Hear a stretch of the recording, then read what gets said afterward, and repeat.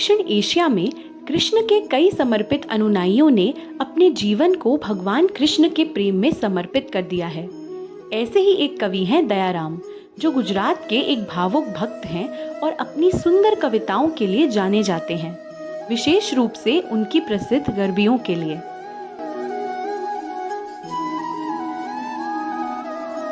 दयाराम की कहानी 1777 में गुजरात के छोटे से गांव चनोड़ में शुरू होती है, जो पवित्र नर्मदा नदी के किनारे बसा हुआ है। एक धार्मिक गुजराती ब्राह्मण परिवार में जन्मे उनका प्रारंभिक जीवन त्रासदी से भरा था। जब वह सिर्फ एक बच्चे थे, तब उन्होंने अपने दोनों माता पिता को खो दिया, जिससे उनका बचपन काफी अस्थिर हो गया, क्योंकि उन्हें रिश्तेदारों के साथ रहना पड़ा। इन कठिनाइयों के बावजूद दयाराम का सीखने का प्रेम कभी कम नहीं हुआ। उन्होंने एक छोटे से गांव के स्कूल में पढ़ाई की और अपने पिता से कुछ संस्कृत सीखी। 13 साल की उम्र में उनका जीवन एक महत्वपूर्ण मोड़ पर आया, जब उनकी मुलाकात अपने समय के प्रसिद्ध कवि लच्छाराम भटजी से हुई। लच्छाराम उनके गुरु बन गए और उन्हें वैष्णववाद की दुनिया में मार्गदर्शन किया, जिससे दयाराम की गहरी धार्मिक रुचि जागृत हुई। दयाराम की भक्ति ने उन्हें भारत भर में व्यापक यात्रा करने के लिए प्रेरित किया, जहां उन्होंने विभिन्न तीर्थ स्थलों का दौरा किया। वह मथुरा वृंदावन में कृष्ण के प्रति भक्ति और अष्टछाप कवियों के ब्रज साहित्य से विशेष रूप से मोहित थे। ब्रज में उनकी दीक्षा श्री वल्लभ लाल जी वल्लभ संप्रदाय के एक सम्मानित गोस्वामी द्वारा हुई, जिससे उनकी आध्यात्मिक यात्रा और गहरी हो गई। दयाराम केवल एक भाषा तक सीमित नहीं रहे, उन्होंने हिंदी, मराठी, ब्रज और संस्कृत में सुंदर छंदों की रचना की। दयाराम ने कभी विवाह नहीं किया। उन्होंने खुद को कृष्ण भक्ति से विवाहित माना और खुद को दया सखी कहा। अपना पूरा अस्तित्व कृष्ण को समर्पित कर दिया। अपने कार्य अनुभव मंजरी में उन्होंने खुद को कवि नंददास का अवतार भी माना। नंदलाल के प्रति उनका प्रेम, जैसा कि वह कृष्ण को स्नेहपूर्वक कहते थे, इतना गहरा था कि वह अक्सर कहते थे, सोई ने नंदलाल में प्रकटी न पावे जान, जैसा असी सुरचित्र को एचियो होई न म्यान। इसका अर्थ ये है कि जैसे एक बहादुर योद्धा की तस्वीर में तलवार हमेशा खींची रहती है और कभी म्यान में वापस नहीं जाती, वैसे ही नंदलाल के प्रति प्रेम इतना गहरा होना चाहिए कि उनका एक बार व्यक्त होने के बाद कभी फीका ना पड़े। दयाराम की अटूट भक्ति ने उन्हें अत्यधिक लोकप्रिय बना दिया।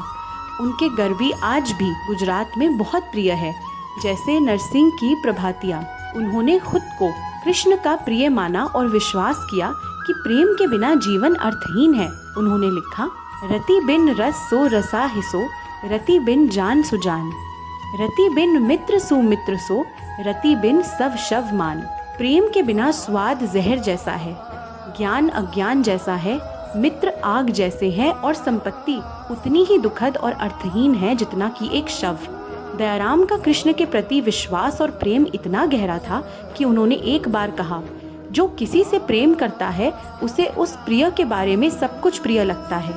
पूरी दुनिया इसे नहीं समझ सकती, केवल वही जो इसे अनुभव कर चुका है समझ सकता है। उन्होंने कई भक्ति कविताएं लिखी और हमेशा ब्रज में एक गोपी बने रहने की इच्छा जताई। आज विद्वानों ने उनके कार्यों को 4 समूहों में वर्गीकृत किया है: वल्लभ संप्रदाय से संबंधित लेखन, विविध कार्य, कथाएं और गरबी, जो पारंपरिक गुजराती गीतात्मक कविताएं हैं। एक प्रतिभाशाली संगीतकार के रूप में दयाराम ने अपने गरबी और पदों की रचना की, जिन्हें जोर से गाए जाने पर सबसे अच्छा सराहा जाता है। हालांकि दयाराम ने गद्य में भी लिखा, लेकिन उनके अधिकांश ज्ञात कार्य कविताएं हैं। उनके लेखन की सटीक संख्या अनिश्चित बनी हुई है। कुछ का मानना है कि उन्होंने लगभग 1.5 लाख रचनाएं लिखी, जबकि अन्य का अनुमान है कि उन्होंने गुजराती में 7,000 से अधिक कविताएं, ब्रज में 12,000, मराठी में 200, पंजाबी में 24, संस्कृत में 15 और उर्दू में 75 रचनाएं लिखी। दयाराम का योगदान उनके समय के लिए प्रगतिशील था। उनकी कविताओं ने भक्ति और भगवान के प्रति प्रेम पर जोर दिया, जो सामाजिक और जातिगत बाधाओं को पार करता था, सामाजिक समानता और समावेशिता को बढ़ावा देता था।